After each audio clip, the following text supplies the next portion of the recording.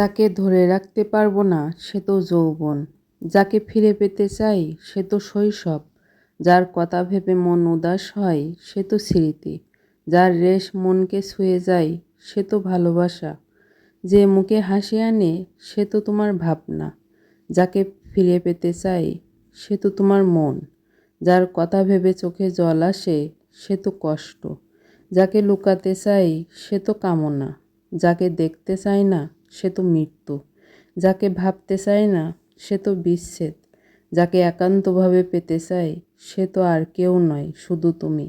আমরা সব সময় যা পেতে চাই সব সময় যদি সেটাই হবে, তাহলে আল্লাহ এত কিছু সৃষ্টি করতেন না। তিনি আমাদের শৈশব বুঝিয়েছেন, কৈশোর বুঝিয়েছেন, যৌবন বুঝিয়েছেন, বার্ধক্য বুঝিয়েছেন। প্রত্যেক ধাপে ধাপে মানুষের একটা অভিজ্ঞতা হয়। বয়সের সাথে সাথে মানুষের অনেক পরিবর্তন হয়।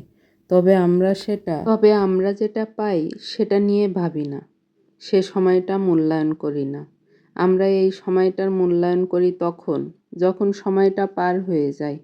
আমরা পার হওয়ার সময় নিয়ে আফসোস করি, দুঃখ পাই, কষ্ট পাই, একে অন্যের দোষারোপ করি, কিন্তু তখনও আমরা বর্তমান নিয়ে ভাবি না, পড়ে থাকি অতীত নিয়ে।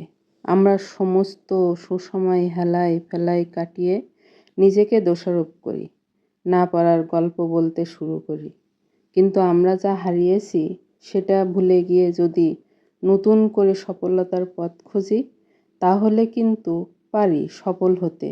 কিন্তু ওই যে অতীত আমাদের টানে দুর্বলতার কাছে, আর আমরা দুর্বল হয়ে আবার না পারার গল্প করি। এর উচিত অতীত ভুলে বর্তমান ধরা, বর্তমানে পরিশ্রম করে স্বপ্ন পূরণ করা।